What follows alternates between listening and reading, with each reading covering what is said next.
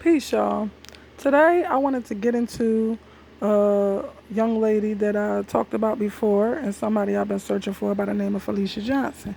I wanted to talk about me seeing this girl named 54 Keys, a young lady by the name of 54 Keys, on yesterday, and she was going over the police report and going into detail, and it was some details that I didn't even know about. So, and they actually sound just like my Oracle crime card reading. So, also, I wanted to say about this missing persons report. I kind of misspoke the last time I talked about it. She went missing on 4/16. So, that's all I wanted to say about that. And I wanted to get into how these things actually match up and sound just like my crime card reading. So, let's get into it. But first, I want to read something. Police located her phone and purse near Bear Creek Park.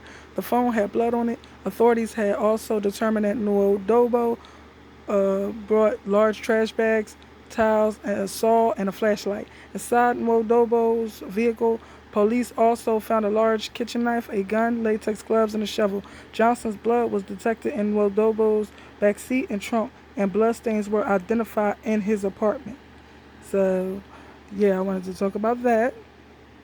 Further, police allege that Wodobo searched Google with questions like how to be a serial K, what does bleach do to blood, how does one plan a murder without getting caught, according to KRIV TV. Wodobo sought medical care for his right hand at a clinic on April 16th, asserting that he cut himself while opening boxes. I wanted to touch on that and remember that. Information obtained by police indicates that Nwodobo was still searching for Houston escorts 2 weeks after Johnson's apparent death, according to KRIV TV. Police arrested Nwodobo on May 13th on a traffic stop. He was not charged and was later released, but police did seize his phone. Investigators searched the phone and found photos of this dismembered woman and what police believe are 3 other dead bodies. KRIV TV reports Nwodobo has since been unable to be found. That was important, so I just wanted to touch on how this relates to my crime card reading. So check it out. Not only did this father manipulate this young lady into a lifestyle, he also was very inappropriate with her throughout her life. And she was exposed to things she shouldn't be. My father would never put his hand where his hand is. I'm going to tell you that. So, the taker of life will murder again. I feel like that is self-explanatory. I really don't need to go into further detail about that. Interviews with the relatives or friends may provide valuable clues. I agree with this 100% because I feel like this father is definitely hiding something, hiding a lot of stuff. And at first I thought it was just to protect his daughter's image, but now I'm starting to think it's to protect himself and to keep him from being in jeopardy. Contamination of DNA evidence may influence this case.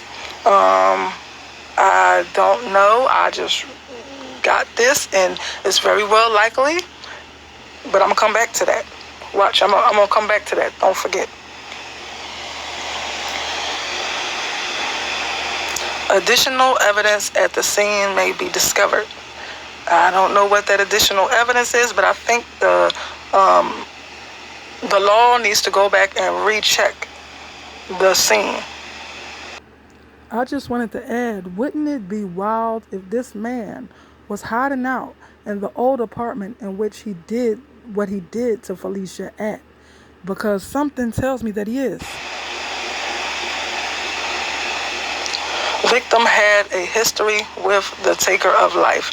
Now, first of all, I want to point out what's in his hand, but also she told me she know him more than once.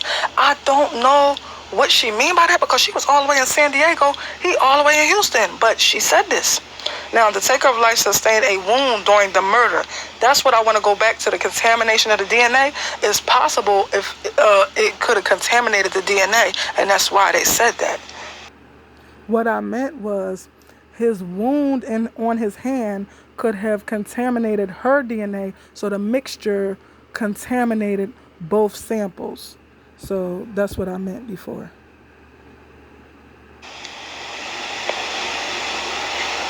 The murder weapon was used, the murder weapon used will provide valuable clues. Now you see what was in his hand, and that's what I believe happened to her. That's what she told me happened to her. So, forensic science field will provide important clues. I think they did. Hopefully they brushed that whole place for forensics and did forensic work. Hopefully. Details leading up to the murder may be worth investigating. I very well think they need to be investigated. I want to know, why was she in Houston? Why wasn't the profession she was in? Why didn't she have security? What was up with that? I really feel like there's a lot of questions that are unanswered and need to be answered. So, I wanted to touch on her possible locations of what I came up with help from my angels. So, I believe that this man traveled up North Eldridge Parkway and turned onto Addicts Dam Road, took the Bear Creek to Chatterton Trail, and there's a more clearer picture. Went up this path, the trailway of Bear Creek to Chatterton Trail, and went up and around over from Bear Creek to Chatterton Trail to Bear Creek to Wood Creek Trail. And I believe that this is where she is.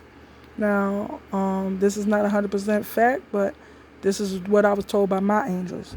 So I hope this does help. I hope I've contributed in some type of way. I will be in touch with authorities. They could choose to listen or choose not to listen. But I'm just trying to help get my girl found because I believe she deserves it. And please like, subscribe. Peace.